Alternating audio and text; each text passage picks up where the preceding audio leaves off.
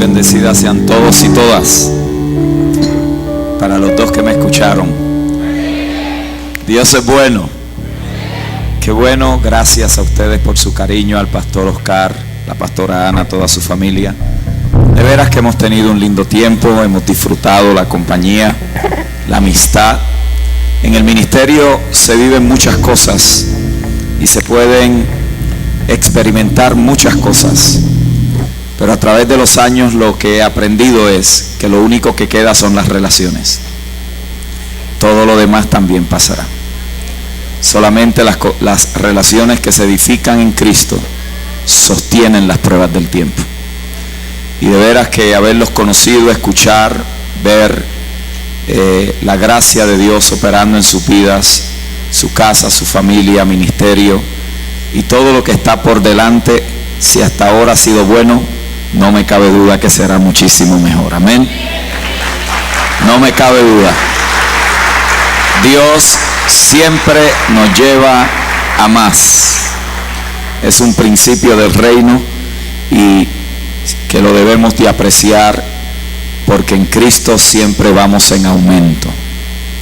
Aumento de revelación, aumento de gracia, aumento de favor, aumento de conexiones. Nunca en Cristo vamos perdiendo. Podrá perder algo en lo natural, pero lo recupera 100 veces en lo espiritual. Yo he perdido cosas en lo natural, pero jamás he perdido nada en lo espiritual. Jamás. Porque Cristo no está en el negocio de quitar, sino de sumar, añadir, multiplicar exponencialmente lo que nos confía y nos entrega. Así que de parte de mi esposa Janet, para nosotros ha sido un verdadero honor compartir este tiempo. A todos los pastores, gracias. Yo sé lo que es una semana como esta. Muchos de ustedes han estado desde el jueves honrando la amistad, el compañerismo del pastor Oscar, que ha sembrado, que ha creído a Dios por ustedes. Poner estas cosas y participar de ellas, hermanos, requiere un gran esfuerzo. Para muchos de ustedes esto comenzó el jueves. Para la iglesia Sembradores de Vida hace 12 meses que había comenzado. Y a ellos y a cada uno de los que se han esforzado, de los que han sembrado tiempo, talento y tesoro, gracias a ustedes también, porque el cuerpo de Cristo que se ha reunido aquí ha sido bendecido. Porque a veces la gente dice, la palabra estuvo buena y Dios me edificó. Pero si alguien no te hubiera recibido con un abrazo, si alguien no te hubiera dado la bienvenida, hay veces que nos hubiéramos sentado ahí amargados y no hubiéramos recibido nada de la palabra. Por lo tanto, tan importante es el que entrega la palabra como el que prepara el ambiente desde la puerta. Amén. Nadie en el reino es insignificante. Nadie. Creo que vi por ahí la página para que ustedes se conecten y puedan seguir conectados con nosotros a la distancia. Esa es mi página personal, tommymoya.tv. Ahí usted puede colocar su correo electrónico y su nombre en un enlace que hay, y usted puede recibir nuestro libro El maravilloso Evangelio de la Gracia totalmente gratis en el manuscrito PDF, y ahí lo puede estudiar. Ahí lo puede ver, solamente su correo electrónico y su nombre, y le va a llegar automáticamente a su correo electrónico. Así que ahí continuamente hay artículos, videos, enseñanza, cursos virtuales para los pastores, porque queremos hacer de esa página algo que edifique, algo que pueda sumar y que pueda bendecir a los creyentes y muy particular al liderazgo en la iglesia del Señor. Muy bien. Vamos a entrar en materia. Vaya a Lucas capítulo 19. Lucas capítulo 19. La tarde de hoy será diferente porque el pastor Oscar me ha pedido que hablemos de esta temática, y creo que es muy propio el poder quizás cambiar un poco de dirección en relación a la impartición y poder así abrir un poco el espacio para hablar acerca de los diseños del reino para prosperar y ser fructíferos en la vida. Lucas capítulo 19, si está ahí conmigo diga amén. Importante que cuando el estudiante de la escritura se acerca al texto se haga 3 preguntas fundamentales. ¿Qué dijo? ¿A quién se lo dijo? ¿Y en qué pacto se dijo lo que se está escribiendo? Por lo tanto, el poder contestar esas tres preguntas nos ayuda y nos cuida a nosotros de inyectarle o ponerle al texto lo que no dice para que pueda aprobar lo que yo estoy diciendo. La Biblia no está escrita para que apoye lo que yo digo, sino que lo que yo digo debe de estar apoyado en lo que la Escritura dice. ¿Ve la gran diferencia? Por lo tanto, nosotros como estudiantes y predicadores de la palabra, no estamos buscando en la Biblia a ver cómo aprueba lo que yo estoy diciendo, sino que nosotros debemos de asegurarnos que estamos diciendo lo que está establecido en la Escritura. Para eso hay que presentarse a Dios aprobado como obrero que no tiene nada de qué avergonzarse, que divide bien la palabra de verdad. Por lo tanto, nos acercamos a la Escritura, y cuando nos acercamos siempre debemos de tener presente que todo lo que se dijo, todo, de carpeta a carpeta, se dijo en un contexto. No son cosas que están sueltas, son cosas que se dicen dentro de un contexto. Por eso es tan importante lo que se lee después como lo que se lee antes de lo que voy a leer. Es muy probable que si yo no le presto atención a lo que dice antes, yo pueda malinterpretar lo que estoy leyendo, porque estoy creyendo que lo está diciendo aislado de algo, y que ahora eso me da el permiso para yo aplicarlo de la manera que quiera. Así que cuando nos acercamos a una parábola particularmente, debemos de prestarle atención qué fue lo que se dijo antes de la parábola, porque las parábolas están escritas para explicar algo espiritual utilizando los medios naturales. Cristo está haciendo una parábola. 7 parábolas del reino se establecen en los evangelios, y cada una tenía la intención de podernos clarificar cuál es la operatividad del reino y de qué manera los códigos del reino incorporados en la vida producen el diseño de Dios para nosotros. Él acaba de decirle a Zaqueo en el capítulo 19, y ustedes lo han leído muchísimas veces, estoy seguro, que la salvación había llegado a su casa. ¿Se acuerdan de ese texto? Zaqueo, date prisa, bájate, porque me es necesario que yo vaya a tu casa. Cuando los discípulos escucharon que la salvación había llegado a la casa de Zaqueo, ellos interpretaron lo que todo buen judío interpreta cuando oye la palabra salvación. Es diferente a como usted y yo interpretamos la palabra salvación. ¿Por qué? Porque para nosotros salvación es salir del pecado para ahora convertirnos al evangelio. ¿Por qué?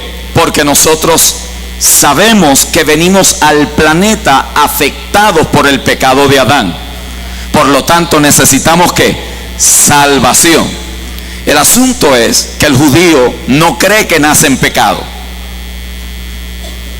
Por lo tanto, para él salvación es totalmente diferente a lo que usted y yo entendemos por la palabra salvación.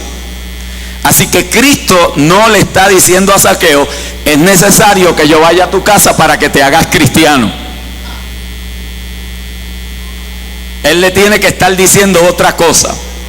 Y lo que le estaba diciendo era que él era el Mesías prometido, y que él, como el rey del reino, haría que las promesas que estaban establecidas en el Antiguo Testamento se cumplieran en él. Por lo tanto, el reino había regresado una vez más. Por eso vamos a ver lo que la parábola nos enseña. Para el judío, salvación es el cumplimiento de 14 promesas que están en el Antiguo Testamento. Entre ellas, prosperidad, sanidad, cancelación de deudas. Entre ellas, que se acostaría el cordero con el león. Entre ellas, que el shalom de Dios regresaría a la tierra, los enemigos serían derrotados, la paz llegaría una vez más. En otras palabras, cuando el judío escuchaba la palabra salvación, lo que ellos sabían era que el Mesías había regresado, y si el Mesías había regresado, el reino había regresado, y si el reino había regresado, la salvación se manifestaría, y todo lo que los profetas habían declarado finalmente se haría una realidad en ese tiempo. Él le dice a Zaqueo, Zaqueo, es necesario que yo vaya a tu casa. e inyecta ahí una declaración que nos debe de llamar la atención. Y utiliza el término hijos de Abraham. Interesante. Porque decir que uno viene de la simiente de Abraham es entender que uno viene de una simiente bendita. Lo voy a repetir. Decir que uno viene de la simiente de Abraham viene de una simiente bendita, que todo lo que produce es próspero. Ojo. Ojo. Por eso la simiente de Abraham no son muchas, es una. Diga conmigo, es una.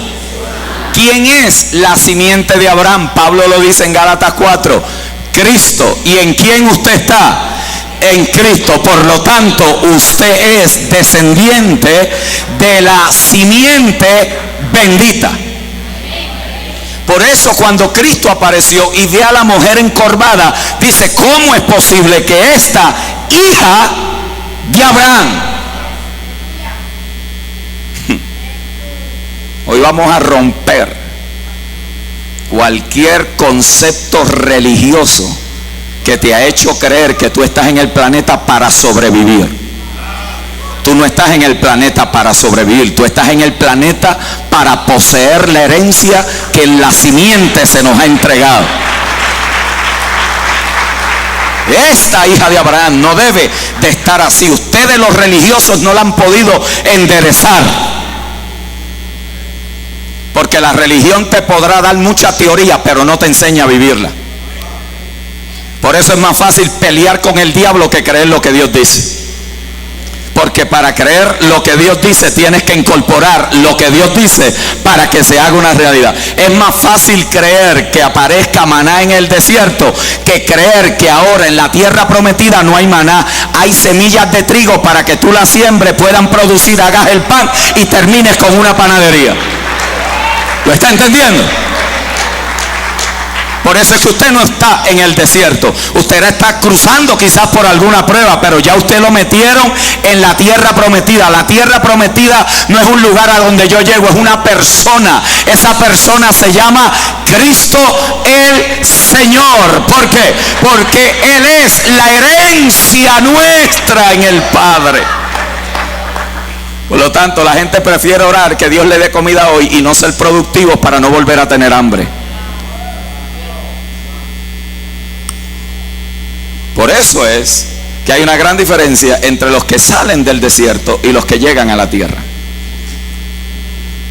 Y yo estoy creyendo que usted va a dejar la mentalidad esa de que voy por un desierto. Porque mientras crea que va por el desierto, está dependiendo de milagros. Pero si cree que va y ya está metido dentro de la tierra, usted lo que tiene es que posicionarse para ver cómo se produce en la tierra que fluye leche y miel, donde hay veredas y hay valles, donde hay ríos y hay cascadas, tierra que tú no sembraste, pero de allí vas a comer, vas a fructificar, vas a poder ver mano de Dios. ¿Por qué? Porque vas a sembrar una semilla, pero vas a recibir una cosecha, y la cosecha no va a ser solo para que tú te alimentes, sino para que bendigas a otros que también necesitan de lo que Dios te ha dado. Dale un codazo a alguien y dile: voy a prosperar porque es mi derecho. Díselo: voy a prosperar porque es mi derecho. Voy a creerle al Dios que de una semilla hace una cosecha, y de una cosecha, es más, cuando viene el tiempo de la sequía, mi cosecha seguirá produciendo, porque la sembré en el propósito y diseño de Dios. Entonces el Señor le dice: Zaqueo, tengo que ir a tu casa. Y le dice: la salvación llegó. Y los discípulos oyeron eso pero lo malinterpretaron, y de ahí es que nace la parábola. Vamos a ella entendiendo el contexto. Note cómo dice el verso 11. ¿Está ahí conmigo? Oyendo ellos estas cosas. ¿Qué cosas oyeron? ¿Qué cosas oyeron? Las que él le estaba diciendo. ¿A quién? A Zaqueo. Prosiguió Jesús y dijo una parábola: por cuanto estaba cerca de Jerusalén, y ellos pensaban, ¿lo ve ahí? ¿Lo ve ahí? ¿Qué pensaban ellos? ¿Qué pensaban? ¿Lo vieron? Que el reino de Dios, ¿qué? Se manifestaría ¿cómo? Inmediatamente. Y ya el reino estaba, pero no podía tener su manifestación completa, porque él no había resucitado. Por eso es que dice que tenía que ir ¿a dónde? A Jerusalén, porque allí sería entregado, allí iba a morir, allí lo sepultarían, pero al tercer día resucitaría. Ojo, murió como cordero, pero resucitó como rey. Ojo, murió como cordero, pero resucitó como rey, y está sentado en el trono en las alturas, y desde ahí gobierna y ejerce su dominio. Dice entonces, dijo pues, un hombre noble se fue a un país lejano para recibir un reino y volver, y llamando a 10 siervos suyos, le dio ¿cuántas minas? Apúntelas por ahí, tome nota, vamos a estudiar. ¿Cuántas minas le dio? 10 minas. Y le dijo, váyasen a orar entre tanto que vengo.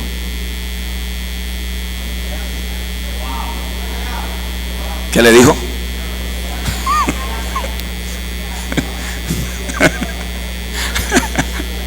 Lo voy a dejar ahí que se asiente un poquito, no mucho. Ahorita lo explico lo que eso significa, pero esperar que los espíritus religiosos se acomoden un poco. Negociar. ¿Entre qué? Entre tanto que vengo. Recuerden que es una parábola. Él está usando una historia natural para enseñar profundas verdades espirituales.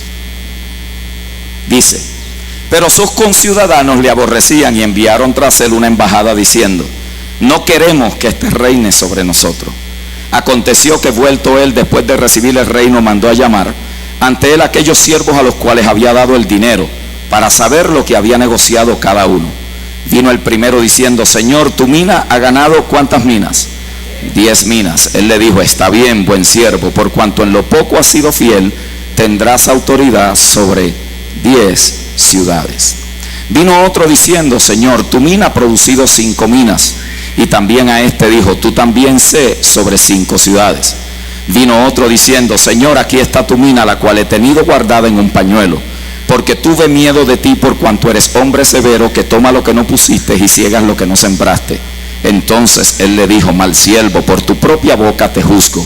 Sabía que yo era hombre severo, que tomo lo que no puse y que ciego lo que no sembré. ¿Por qué pues no pusiste mi dinero en el banco, para que al volver yo lo hubieras recibido con los intereses? Y dijo a los que estaban presentes, quitadle la mina y dadla al que tiene las 10 minas. Ellos le dijeron, Señor, tiene 10 minas. Pues yo os digo que a todo el que tiene se le dará, mas al que no tiene, aún lo que tiene se le quitará. También aquellos mis enemigos que no querían que yo reinase sobre ellos, traedlos acá y decapitarlos delante de mí. Si algo usted va a notar en la escritura, particularmente en los 4 evangelios que hablan sobre la inauguración del reino, es que la manera en que el Señor se acercaba a la enseñanza y a la predicación tenía la intención de empoderar a los oyentes a que pudieran posicionarse en relación a lo que Él les iba a entregar. Por eso usted nota que Cristo siempre estaba haciendo contrastes. Diga conmigo, contrastes. Él continuamente estaba llevando a sus oyentes a pensar. Continuamente utilizaba el método más eficiente para llevar a un estudiante a deducciones propias y convicciones personales, que es la parábola. La parábola tiene la idea de que el oyente se ponga a pensar, que no esté tragando lo que todo el mundo le dice, que tenga la capacidad de poder hacer análisis y comparación, para que en medio del ejercicio del pensamiento el Espíritu Santo pueda arrojar luz y lo que ahora la persona empieza a comprender se convierte en una convicción personal por la cual estará viviendo. Por eso usted nota que la primera parábola que el Señor utiliza para hablar del reino es la palabra del sembrador. En esa parábola nos enseña inmediatamente cuál era la intención. Usted tiene el conocimiento de lo que la parábola establece. Una parábola que era fácil de entender en lo natural. ¿Por qué? Porque en un contexto agrícola, usted hablando acerca de que el sembrador salió a sembrar y la semilla cayó en 4 lugares distintos, para cualquiera que hace el ejercicio de la siembra o practica la disciplina de la agricultura, debería ser algo fácil de entender. Sin embargo, ellos se acercan al maestro y le dicen: no entendimos absolutamente nada.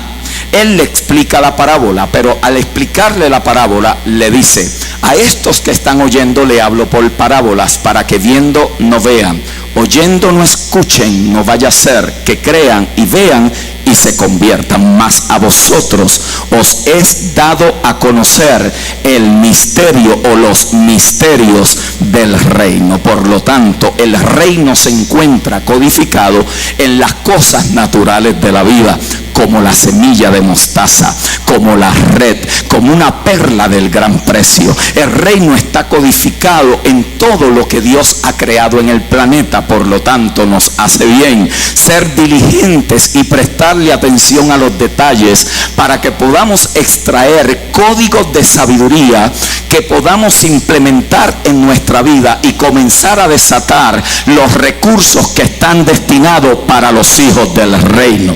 Por lo tanto, yo declaro en el nombre del Señor hoy que se nos van a abrir en nuestro entendimiento espacios para comprender códigos de reino, códigos que van a cambiar nuestra vida, que el 2015 será diferente, porque estaré incorporando en mi vida códigos de sabiduría que desatarán la provisión, la sabiduría, el entendimiento, la comprensión. Yo declaro que lo que está estancado se desata cuando tú empieces a ver el derecho de herencia que te pertenece. Declaro en el nombre del Señor que lo que está escaso vas a verlo multiplicarse, porque vas a comenzar a caminar a la luz de una nueva revelación y no de la crisis que estás viviendo. Alguien aquí debería de decirle amén a eso. Alguien aquí debería de creer que a lo que Dios te llamó va a ser más extraordinario, o es más extraordinario de lo que jamás te habías imaginado.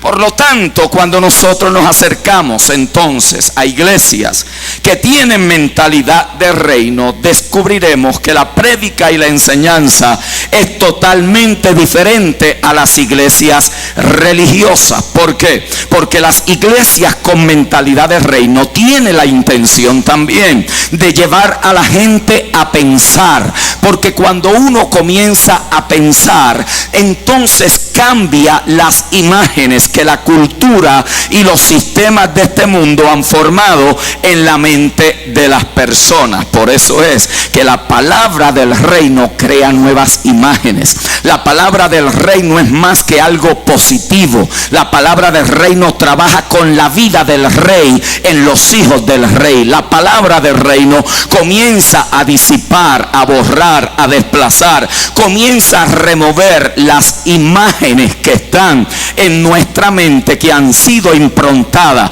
por la cultura, la casa de origen, el marketing mundial que está diseñado para cautivar nuestro entendimiento y llevarnos a actuar de una manera que en muchas ocasiones no es consistente con nuestra identidad y naturaleza. Por eso alguien puede tener un iPhone de $800, pero no puede pagar 200 lempiras para empoderar su mentalidad y su espíritu en el...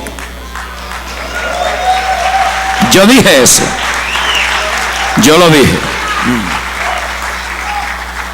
Por eso alguien puede pagar un satélite. Pastor, eso está mal. No está mal, pero todo está donde tú le asignes el valor. Si para ti el valor del iPhone es más importante que un libro que te va a llevar a un nuevo nivel de entendimiento, no has entendido el reino. ¿Por qué? Porque el iPhone no te va a ti a empoderar con una capacidad superior para que tu mente cambie y los resultados sean diferentes. Créeme que Steve Jobs está súper feliz en la tumba cada vez que tú y yo incorporamos lo que no tenemos para aparentar a la gente. Usted ha visto en Honduras, no, pero la gente tiene una cartera de marca, pero por dentro está vacía, pero por fuera la gente se ve bien. Usted sabe de lo que yo estoy hablando. Entonces el marketing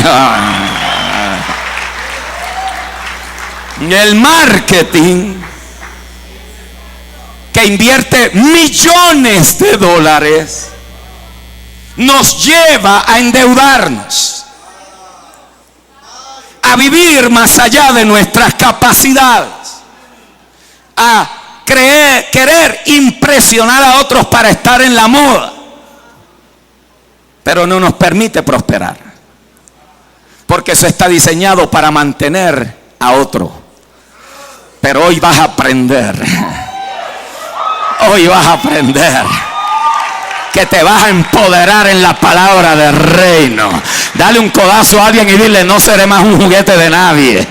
No seré más un juguete de nadie. Voy a ser quien Dios quiere que yo sea, y voy a ver el fruto del trabajo de mis manos, y voy a disfrutar lo que Dios me ha entregado por herencia en Cristo.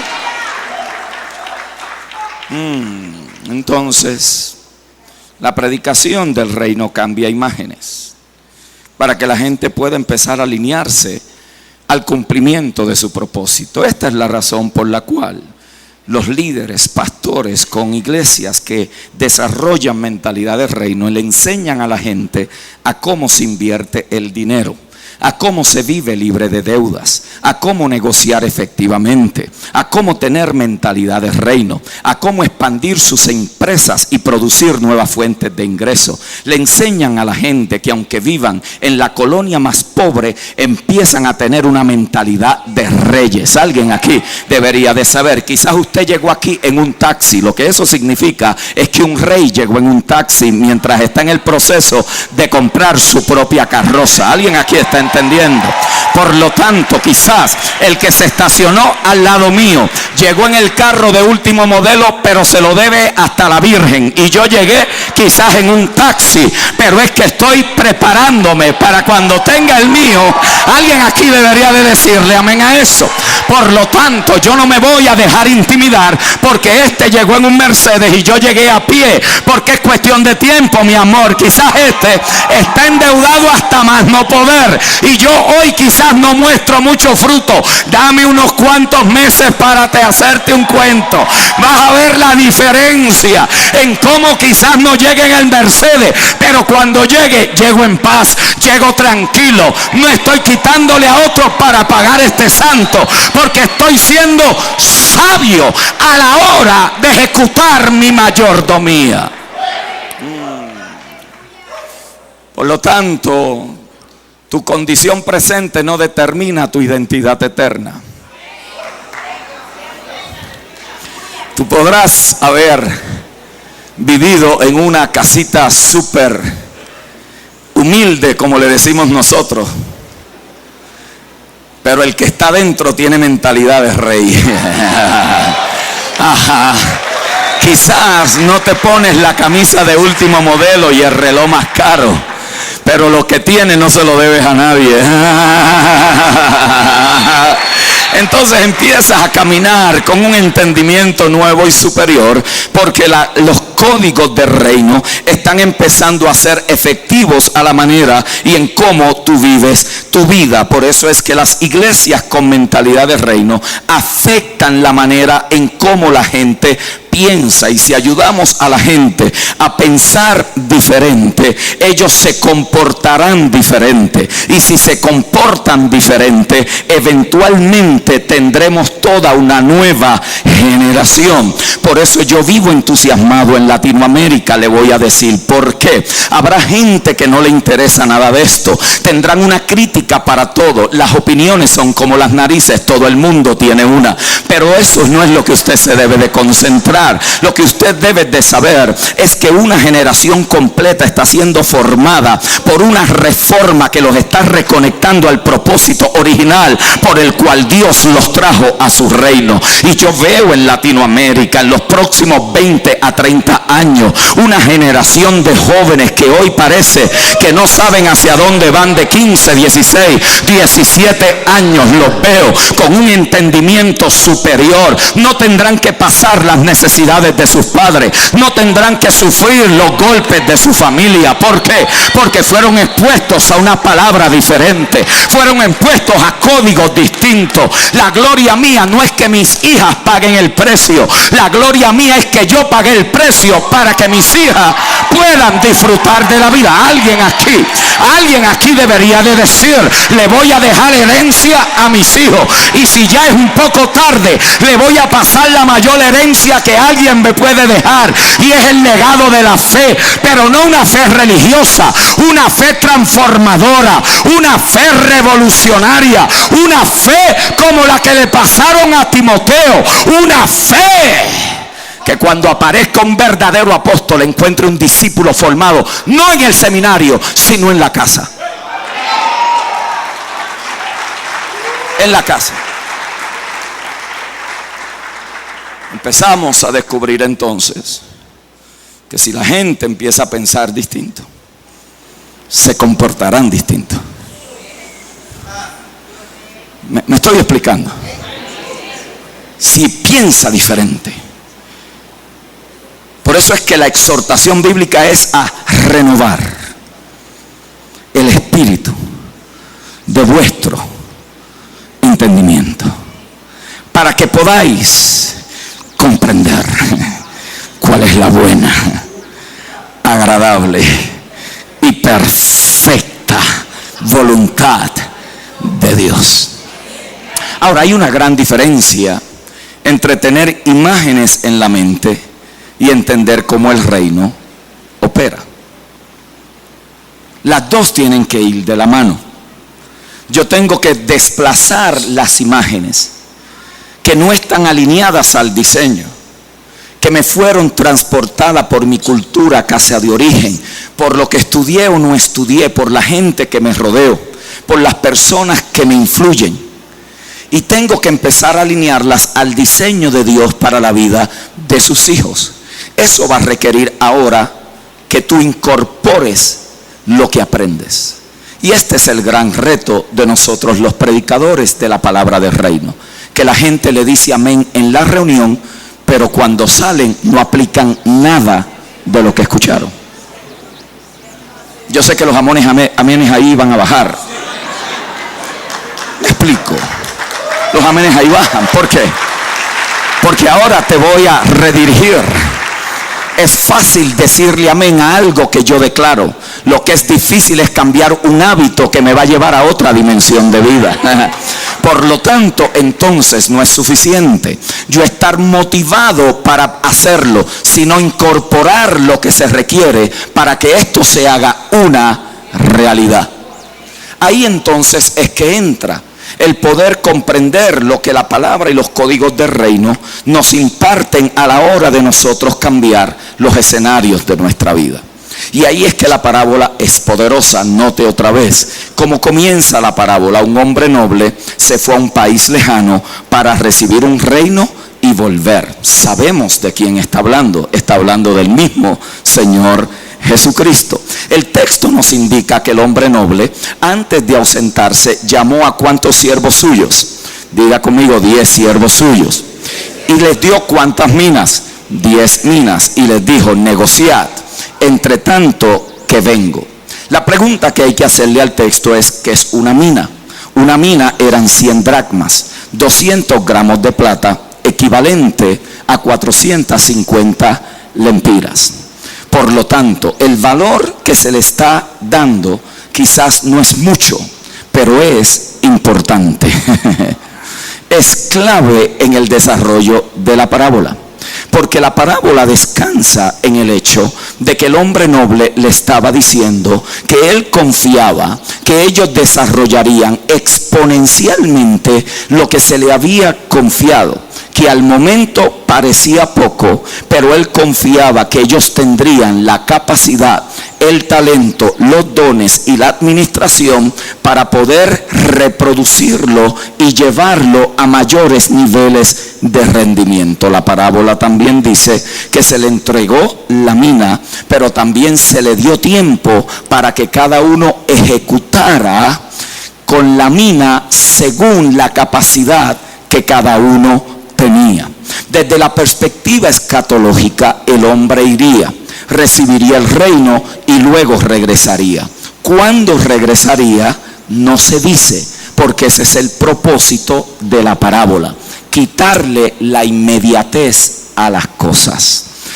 Por eso es que la parábola se dice, porque ellos creían que el reino se manifestaría como inmediatamente. Por lo tanto, el propósito de la parábola es quitarle la inmediatez a las cosas. Por eso Dios no está interesado en que 20 años de irresponsabilidad se resuelvan con una oración. Lo voy a repetir. Aquí, ahora es que se va a poner bueno.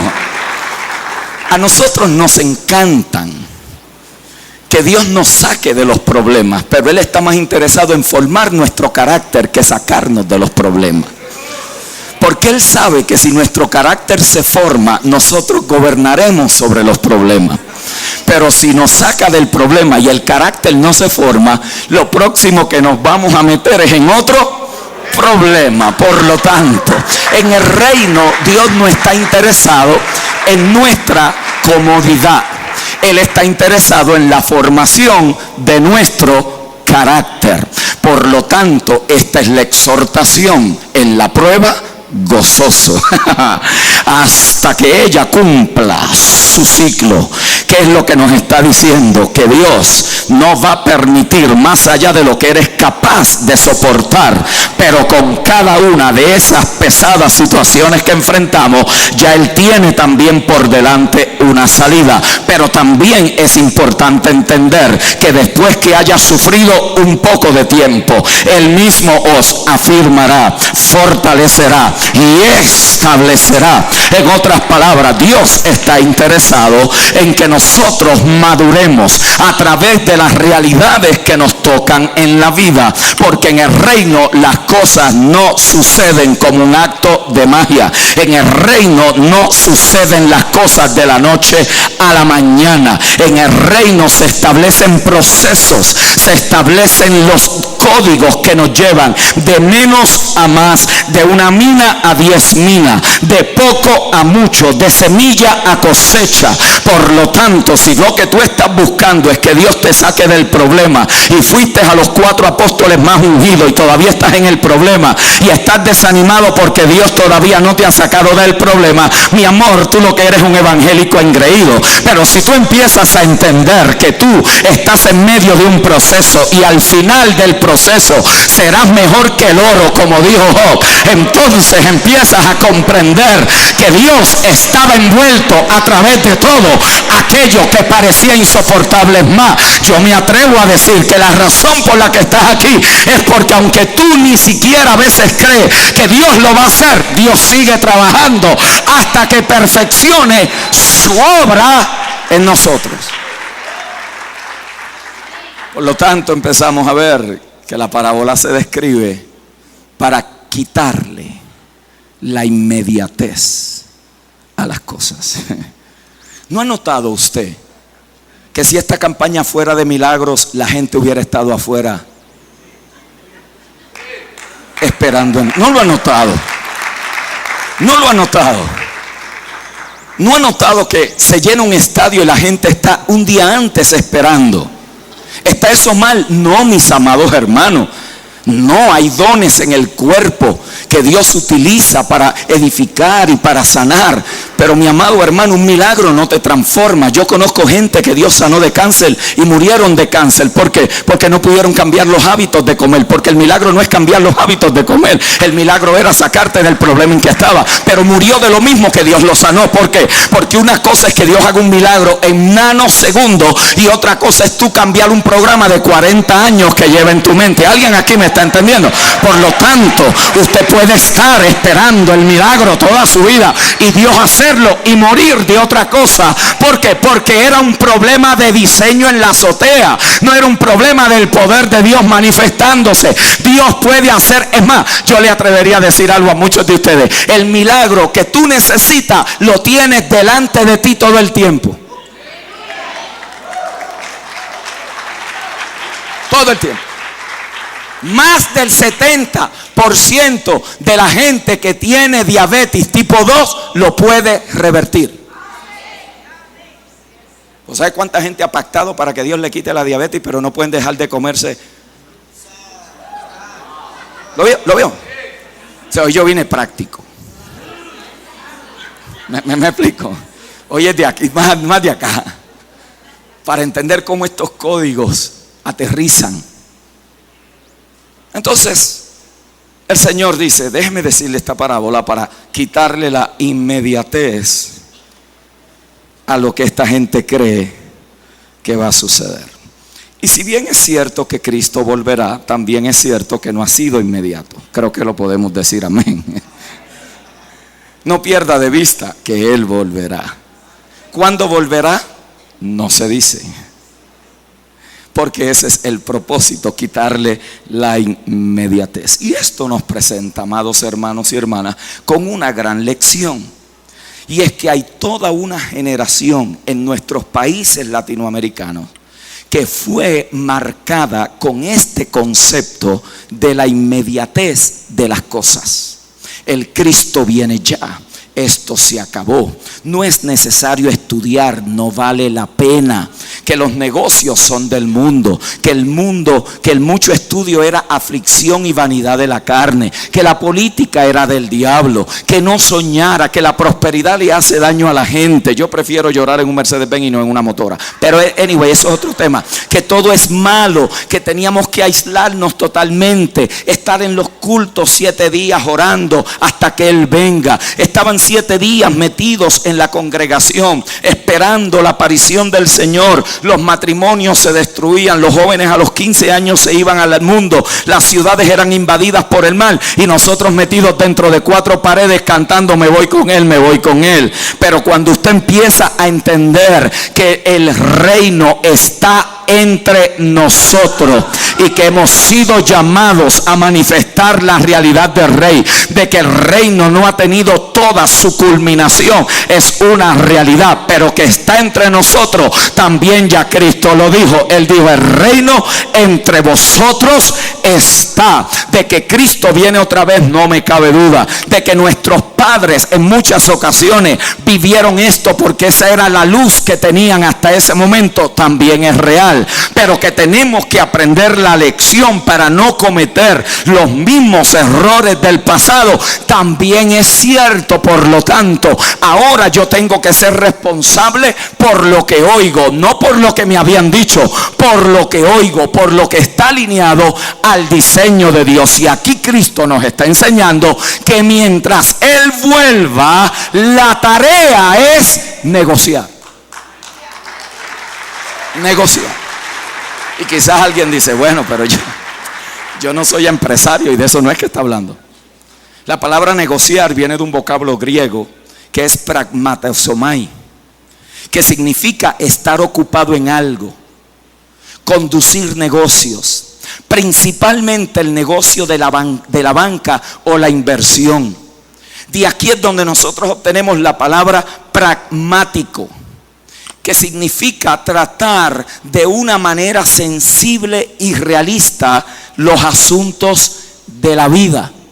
Significa el yo no estar manejando teorías, sino trabajar con los asuntos sensibles y prácticos. Me explico. Vengo camino a la reunión en la iglesia. Una llanta se me vacía. qué malicia. El diablo no quiere que yo llegue. No, mi amor, se llama un clavo. Estaba metido. ¿Lo vio? ¿Lo vio? Pero ¿a qué recurre nuestro programa religioso?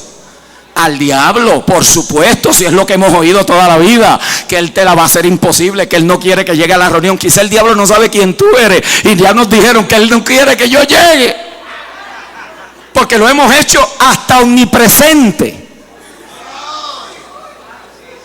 Pero como venimos con esa, que nacimos y aquí estamos luchando, y todo es una lucha con el diablo, y todo es una pelea con el mundo de las tinieblas, y hay que reprender los aires para que yo llegue y la atmósfera esté limpia. Entonces siempre estamos y nunca parece que llegamos. Lo amarramos el miércoles y el viernes se nos suelta, y hay que volverlo a traer otra vez para meterlo dentro de la jaula. Lo metimos entre la jaula y aquel vino allá y lo soltó, y cuando venimos a ver tenemos un jueguito evangélico que parece que no prosperamos, porque Cristo dijo: sean sensibles, no sean teóricos, manejen la vida con las cosas prácticas para que puedan ver al reino manifestado.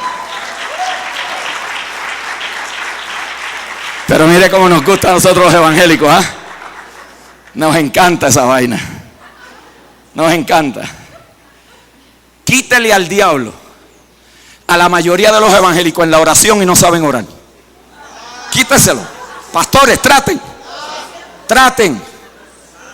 Le llamamos oración a estar reprendiendo. Si oración es hablar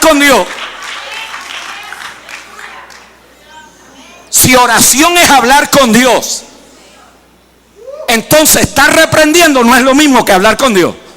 Pues yo puedo estar reprendiendo una hora y no hablar con Dios. La gente viene a los servicios. No, yo no estoy hablando de Honduras, de otro sitio. No crea que yo estoy hablando de aquí, de otro sitio.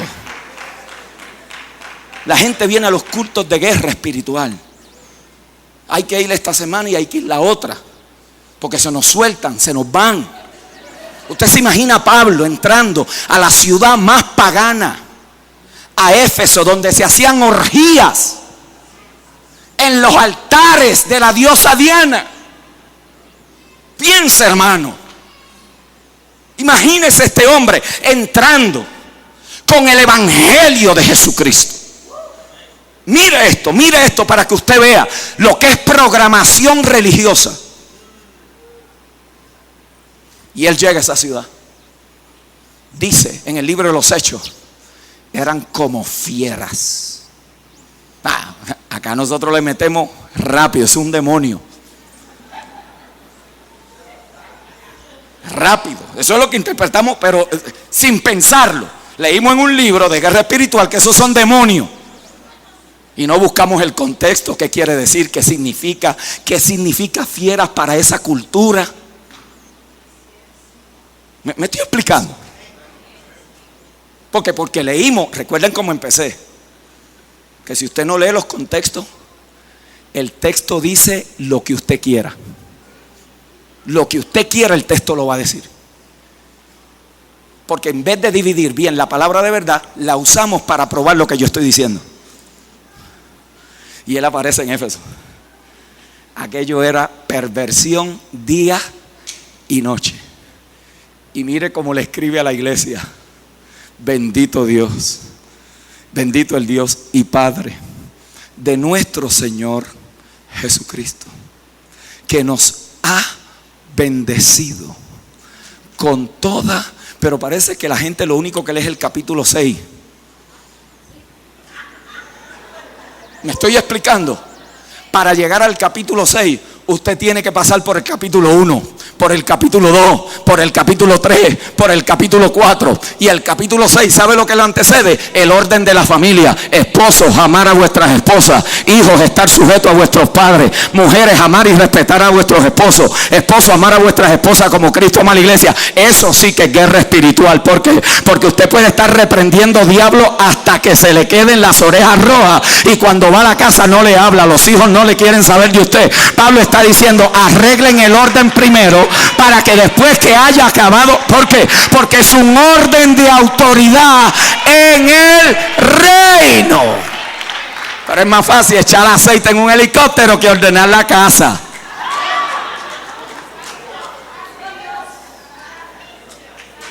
Entonces cuando empezamos a darnos cuenta, él dice, sean sensitivos.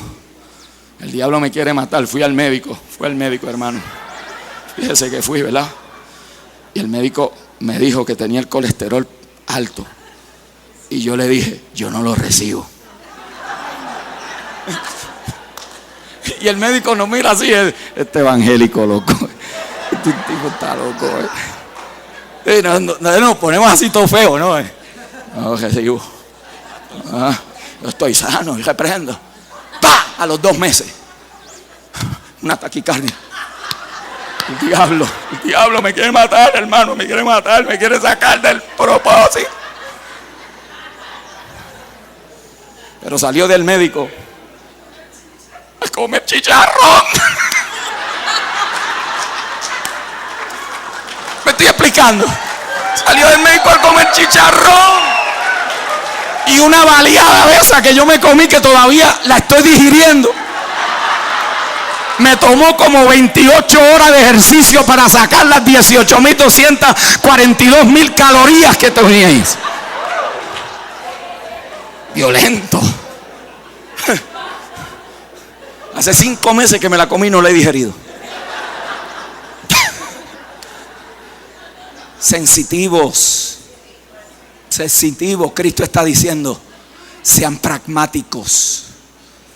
Esto no es de ir ahora por ahí, lo cancelo.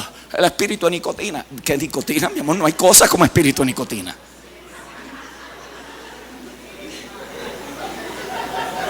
Pues como nos encanta, vamos y leemos un libro sin cuestionar.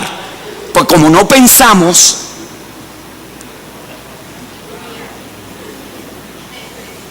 lo tomamos como si fuera Dios. Como si fuera Dios.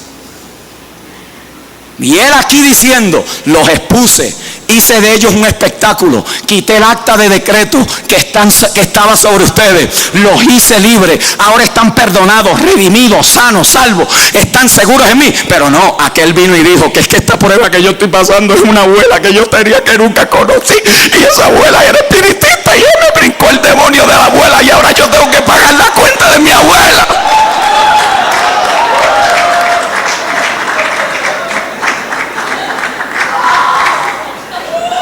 Esa prueba que tú estás pasando, hermano. Entonces empezamos a buscarle el pasado a la gente. Dime. Y los miramos, todo espiritual. Yo veo ahí una malicia en el pasado. Nos estamos riendo, hermano. Pero esto que yo le estoy diciendo, yo vengo de ahí. Yo vengo de ese ministerio supuesto de estar liberando a los que ya están libres. Y ahí vengo yo. Hasta que Dios me dijo un día, no estás entendiendo, papá. Tú no has entendido la obra de la cruz, no la has entendido. Porque seguro, como un ministro joven, repetía todo lo que escuchaba a otros decir, sin pensar. Yo veo ahí, una nube, es oscura.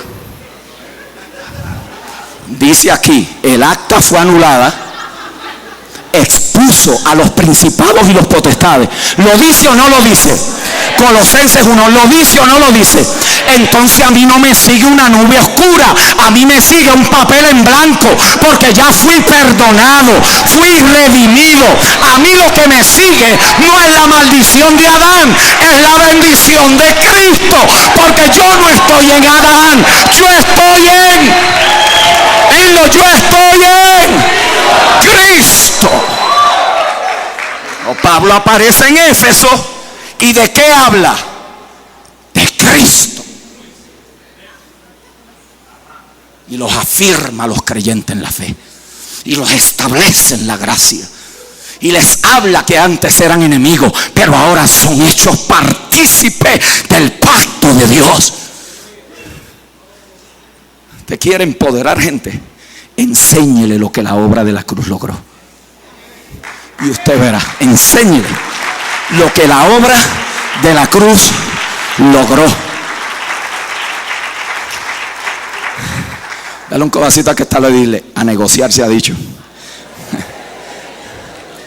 hay que empezar a ver que el diablo no me deja prosperar, hermano. Mire, vamos a orar para que me devuelva mira hasta donde yo hemos llegado. Que el diablo te devuelva. Le tendrás que dar las gracias cuando te lo traiga. ¿De dónde sale eso? ¿De dónde sale eso? ¿Quién le devolvió a Job 7 veces? ¿El diablo o Dios? ¿Dónde usted ha visto en la Biblia que el diablo devuelve algo? Dígame. No, porque yo nunca he visto un ladrón que devuelve. Hermano, vamos a hacer guerra espiritual. Diablo, tráeme lo que me robaste. ¿Sí o no, hermano? ¿Sí o no? ¿Cuándo fue la última vez que el diablo devolvió algo? Por eso es que lo despojaron. Le hicieron un ridículo en la cruz. ¿Por qué? Porque ahora Él no me tiene que devolver lo que por herencia a mí siempre me ha pertenecido. Porque usted es un heredero y coheredero de Cristo para poder administrar su herencia. Pregúntese, ¿por qué soy un heredero? Porque el testador murió. Y sin muerte no hay herencia. Pero el testador nuestro no solo murió, sino que resucitó al tercer día y está sentado a la diestra del Padre en las alturas. Por lo tanto, sensitivo. Hay 7 áreas de la vida humana que usted y yo hemos sido llamados a administrar. No se las puedo dar todas porque si no nos quedamos aquí hasta, y a mí se me va a ir el avión. Mencionemos algunas. Su vida emocional, su vida espiritual, su vida física, su vida en relación al propósito eterno, su vida entre familia.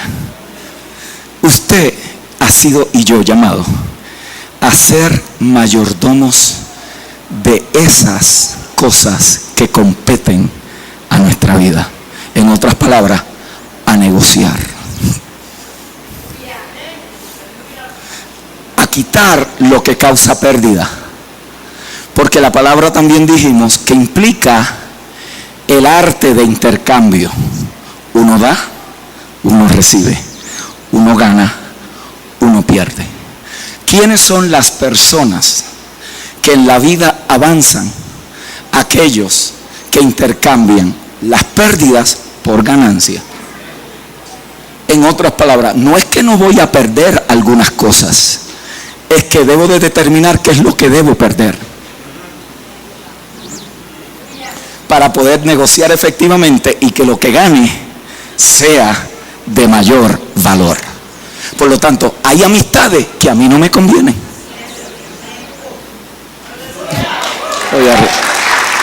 Incluyendo hermanos en la iglesia.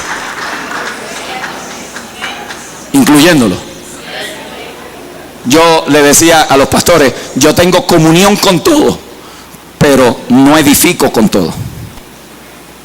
Porque hay gente que son parásitos eternos. Y usted tiene que tener gente a su lado y a su alrededor que depositen en usted. Porque si usted está rodeado de gente que lo que hacen es extraer, te van a drenar la vida. Y usted solamente puede llegar tan lejos como las 5 personas más cerca que tenga de usted.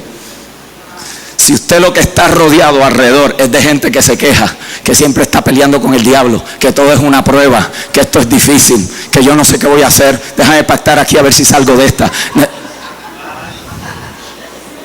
Ahí va a llegar. Pero si usted quiere volar con las águilas, tiene que dejar de cacarear con las gallinas y empezar a mirar, a elevarse.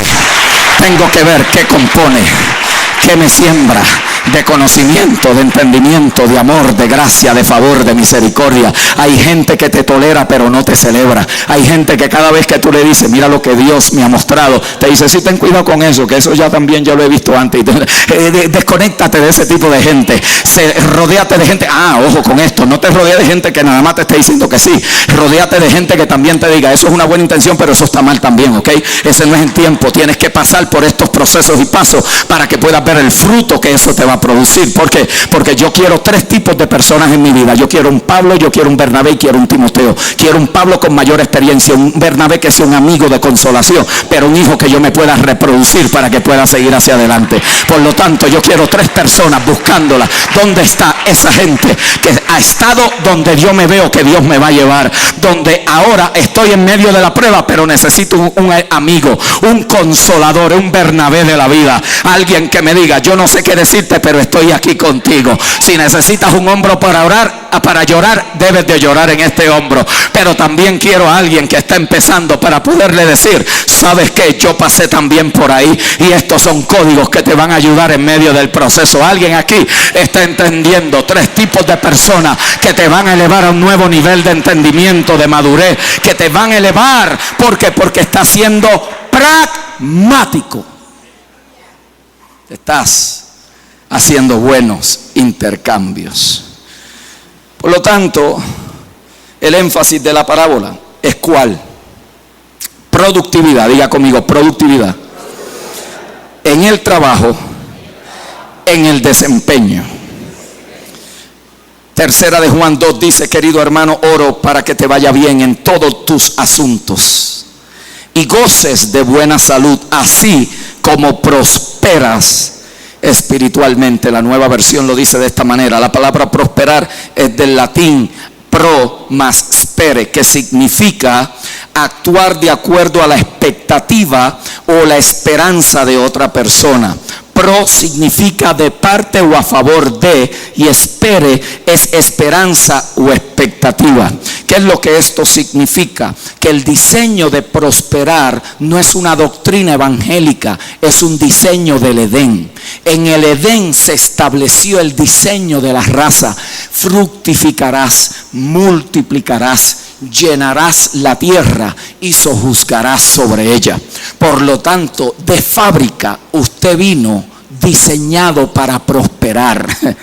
Usted vino y quizás dices, entonces yo voy a ser millonario. Eso no fue lo que yo dije.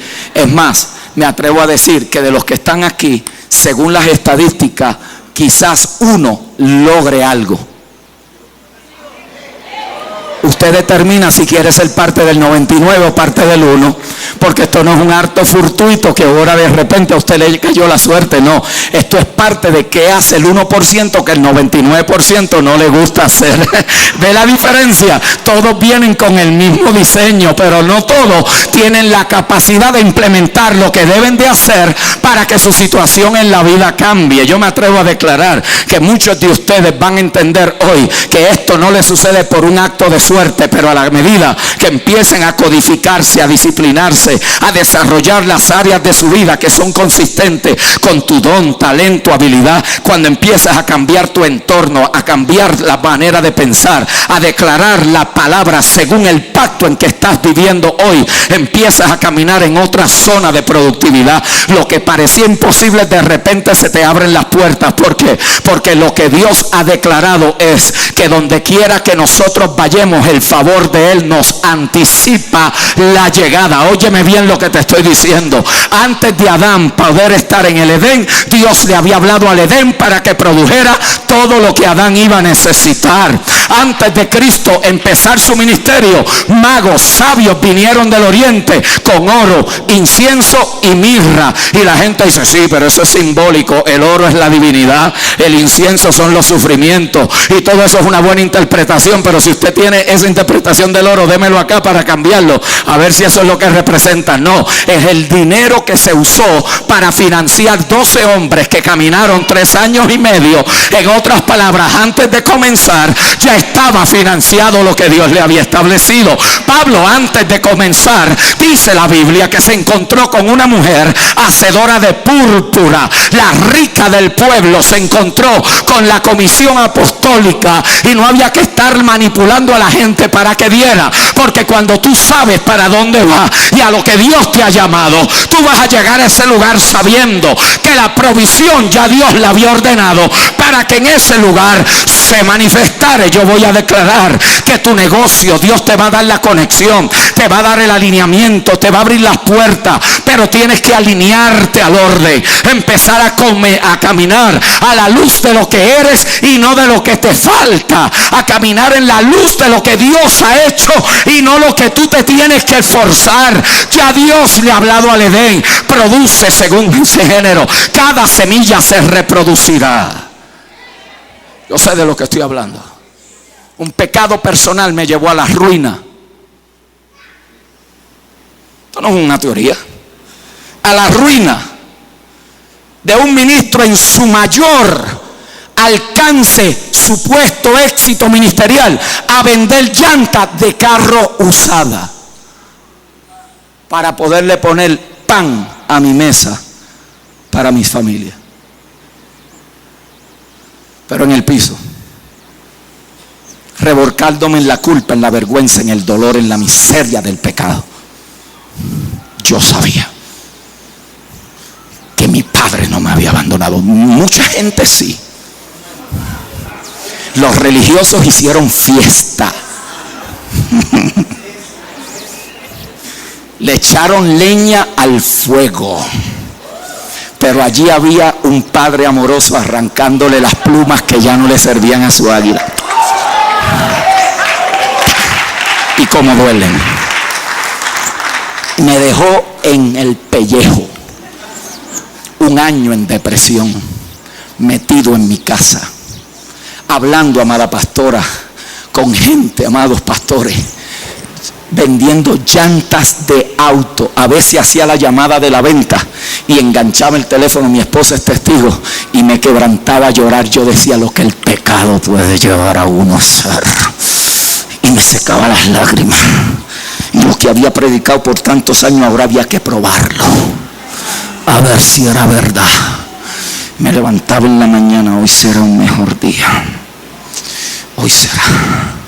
Ese año fui el mejor vendedor de llantas de esa compañía de un amigo que me había dado la oportunidad. Óyeme bien lo que te voy a decir. Vinieron momentos, mi amor, como vinieron momentos de incertidumbre. Al año oigo la voz de Dios en mi espíritu que me dijo: esta temporada terminó. La oí, le fui y le dije: me siento diferente, me siento distinto. La culpa, la vergüenza, el dolor, haber lastimado a mi esposa, a mis hijas, al cuerpo de Cristo, haberle fallado a la iglesia, a mis compañeros, todo aquello que me causó tanta vergüenza. De repente Dios dijo: terminó este tiempo, comienzas otra vez. Y allí empecé pasito a pasito. A los 2 años se reintegró el ministerio. Los hombres que me rodearon vieron la obra del Espíritu en nuestra vida, los reconocieron públicamente y allí comenzamos otra vez. Se supone que no, pero cuando Dios llama, cuando Dios te separa, yo no sé por lo que tú has pasado, por las caídas en secreto o en público. Yo lo único que sé es que Dios, antes de tu caída, había ya hecho la provisión de tu levantada. Alguien aquí debería de saber que Dios no te ha abandonado, que Dios no te ha echado a un lado, que el Espíritu de Dios sigue trabajando contigo. Yo no sé a lo que Él te llamó, si es un empresario de grandes rendimientos, si eres un profesional que harás la diferencia en Tegucigalpa, si eres un ministro que hoy estás luchando para pagar tu alquiler a fin de mes. Yo lo que sé es que cuando tú empiezas a caminar a la luz de lo que Dios ha hecho y ha dicho, empiezan las cosas a tenerse que ordenar según Dios había establecido. Aunque te tiren en la cisterna, ya viene una caravana de camino que te llevará más cerca al trono de tu destino. aunque te metan a la cárcel y te traicionen en el palacio, dice el texto, y Jehová estaba con José y todo lo que hacía prosperaba. Hasta los ratones eran los mejores ratones en la cárcel de José. Y aunque te saquen de allí, del palacio, y te metan en la cárcel, y creas que el que te va a ayudar a salir es a quien tú le contestaste el sueño, que fue al panadero o al copero, y de repente se le olvida por 2 años más, Dios es capaz de inventarse un sueño, pero darte a ti la interpretación, y en menos de 24 horas sales de la cárcel directamente al trono. ¿Por qué? Porque Dios anticipó todo lo que iba a suceder de antemano. Alguien aquí debe de saber, donde tú estás hoy no es tu estación final. Eso es parte del proceso de madurez. Eso es parte de lo que tienes que quizás pasar. No es el diablo, mi amor. El diablo está derrotado, pero Dios nos está formando como hijos maduros para podernos llevar a nuevos niveles de confianza y de administración en el Espíritu. Por lo tanto, en el diseño original, esto es tan amplio que los 4 días se requerían aquí. Génesis 1 y 2, capítulo 1 y capítulo 2, son la clave para entender en el tiempo las expectativas del diseñador. ¿Ya? Escuché al pastor que hablaba de que nosotros nacemos ganando. O sea, usted está aquí entre millones. Salió primero. ¿Ah? Salió primero. ¿Cómo sabemos que saliendo primero llega primero? Se incorpora las disciplinas de los ganadores. ¿Me explico? Se incorpora la disciplina de los ganadores. Por lo tanto, usted y yo, en el diseño original, nacemos para ser fructíferos, para multiplicar, para fructificar. Es el diseño para la raza humana. Ustedes conocen la historia. Adán, en el ejercicio de su mayordomía, fracasa, no en el propósito, en el ejercicio. El propósito, y esto lo vimos del jueves, es antes del fracaso. Por lo tanto, el fracaso no cancela el propósito, sino que el propósito nos saca del fracaso. Y el postrer Adán, que viene 4000 años después, redime al primer Adán, para que ahora todos los que estamos en Cristo regresemos al diseño original. Por eso es que Cristo, en la manifestación del reino en su ministerio, no le faltó nada, porque a Adán no le iba a faltar nada. Él tuvo autoridad sobre la creación. Él mandó a los vientos a callar y a las aguas a calmarse. Él mandó a los espíritus inmundos a salir. Él tomó autoridad sobre la muerte y tomó autoridad sobre el orden de las plantas. Por lo tanto, todo lo que el primer Adán echó a perder, el postrer Adán lo recuperó para nosotros. El primer Adán vino con la firma del Creador, y ahora usted y yo tenemos las arras de su espíritu, que es el sello de la posesión adquirida. Por lo tanto, usted tiene un sello, se llama el Espíritu de Dios. ¿Por qué? Porque toda obra maestra requiere la firma del que la hizo.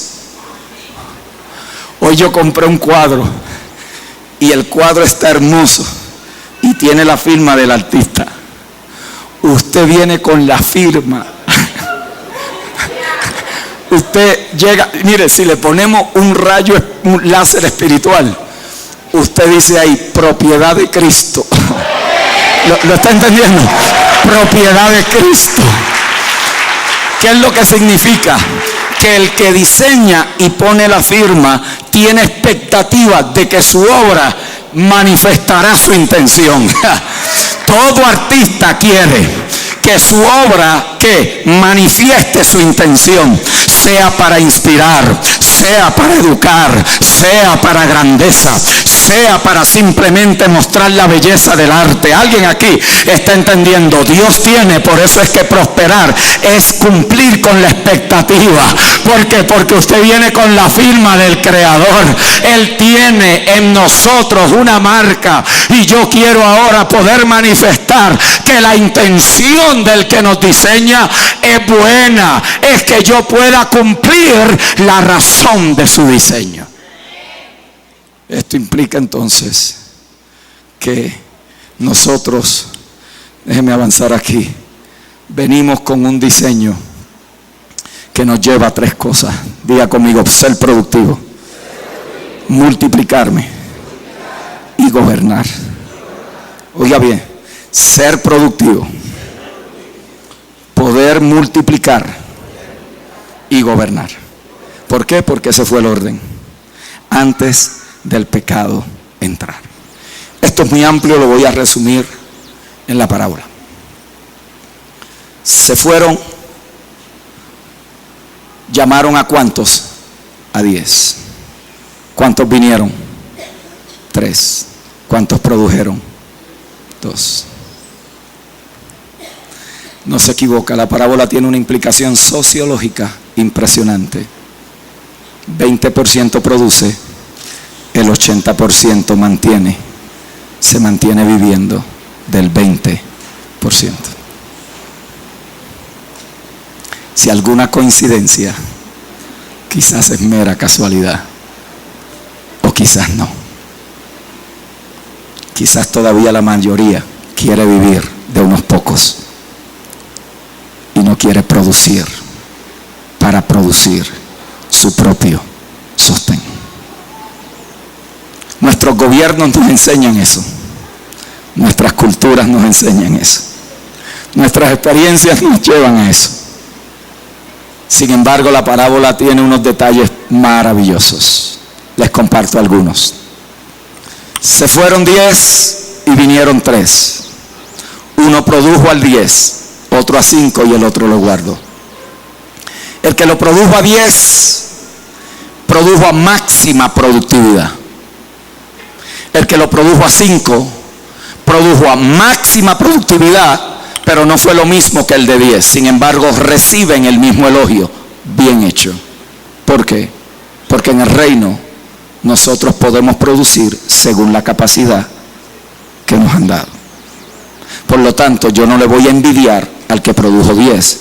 Yo voy a ser fiel para producir 5.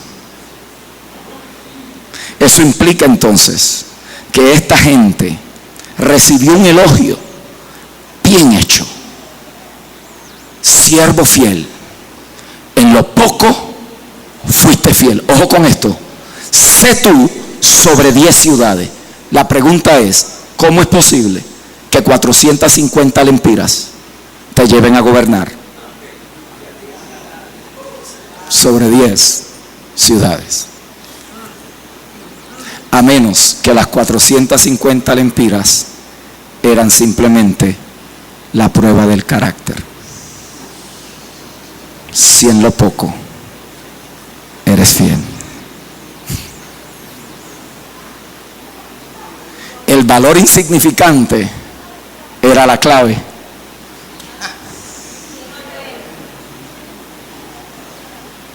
Quizás ese libro que nunca te has leído es la clave.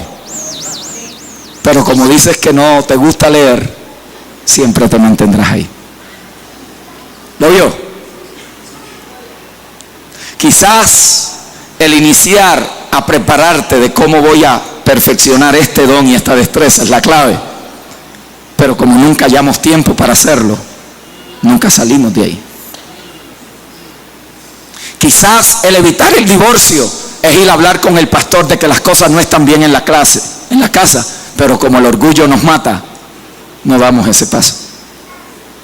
Un valor que parece insignificante lo llevó a gobernar 1 a 10 y el otro a 5, pero había uno que era religioso pero negligente. Tuve miedo y lo escondí. Y el Señor le dice: si tú sabías que yo soy severo, que recojo donde no siembro, ¿por qué por lo menos no fuiste proactivo y lo pusiste en el banco para que cuando yo venga tuviera intereses? Quitarle lo que tiene. Miren este principio de reino: y désenlo al que más tiene. Nosotros hubiéramos dicho: no, al que más tiene no, le vamos a seguir dando. ¿Ah? ¿Sí o no? Así pensamos nosotros.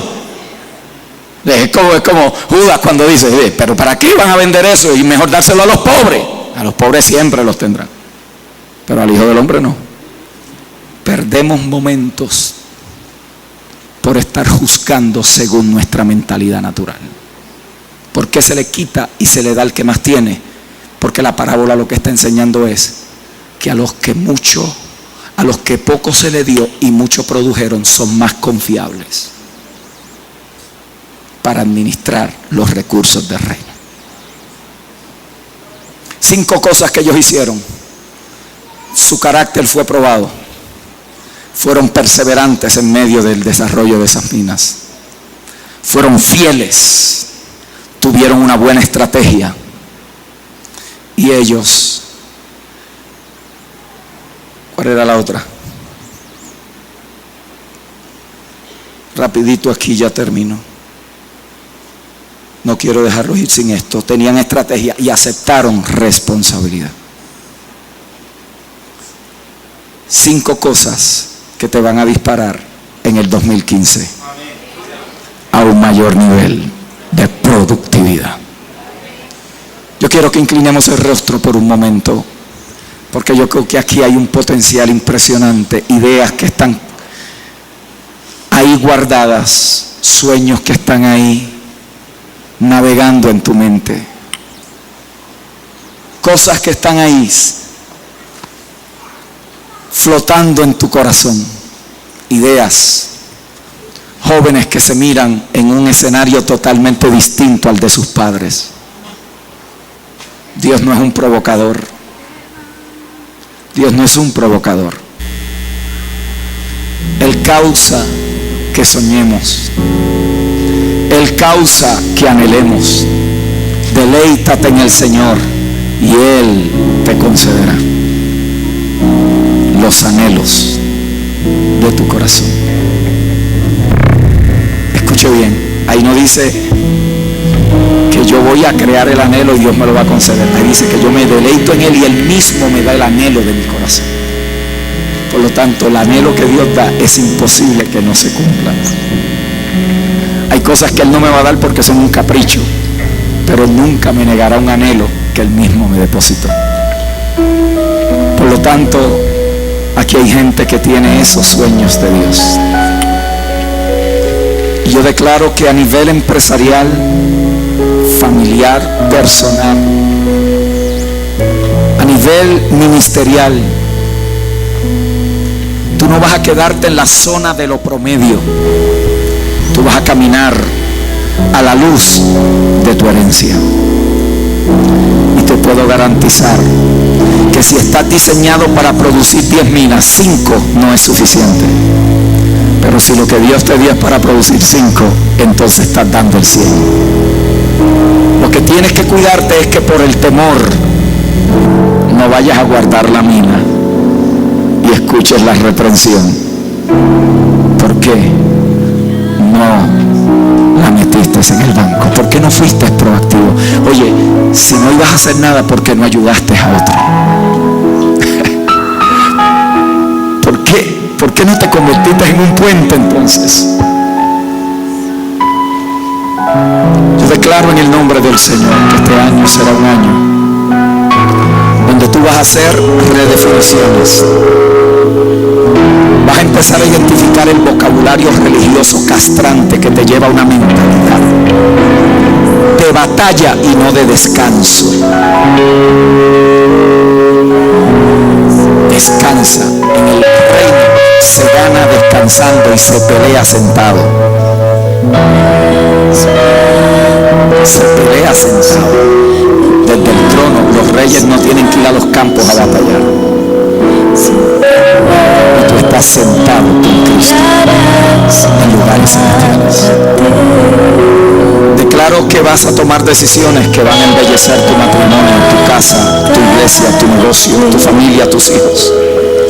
Declaro que vas a tomar decisiones y que en este año vas a perder los 20 kilos esos que están tapándote la pena, te están bloqueando, te levantas cansado y cansada. No es el diablo que te quiere hacer la vida imposible,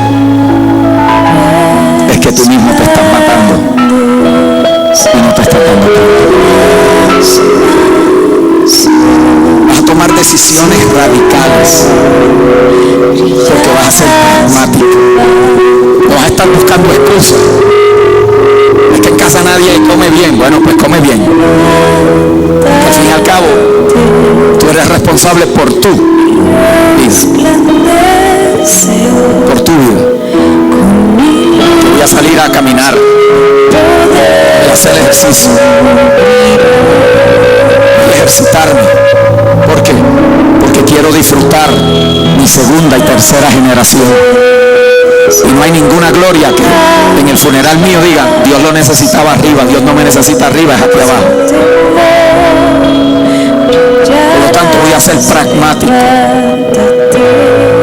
Voy a tomar decisiones sensibles ante las realidades de la vida. Me voy a convertir en un lector, pero voy a leer libros que edifiquen mi espíritu. Voy a aprender a leer en varias disciplinas para ser mejor en diferentes áreas. Voy a caminar y es cuestión de tiempo hasta que empiece a ver manifestadas la firma del diseñador que está ahí. Vas a prosperar, no vas a echarle más la culpa a nadie. Asume responsabilidad. Asume tu responsabilidad. Sé responsable con la mina que tienes. Bien hecho. Y vas a escuchar la voz de tu Señor. En lo poco fuiste fiel.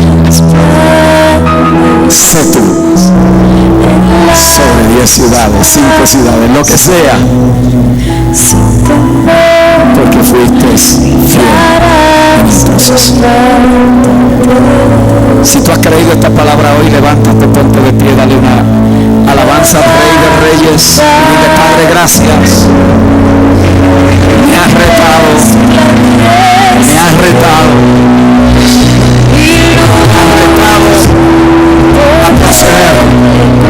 a proceder.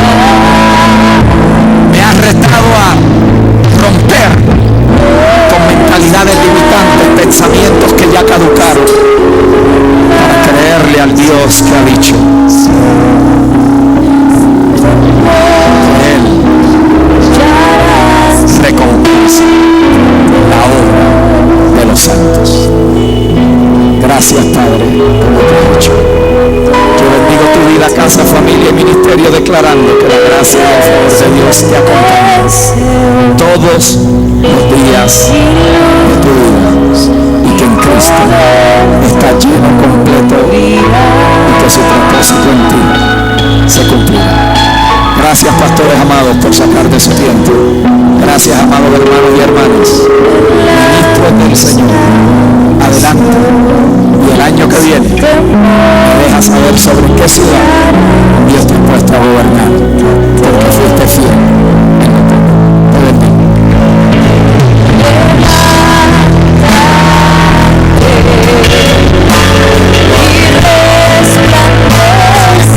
Solo un momento, no se mueva, no se mueva, solo un momento.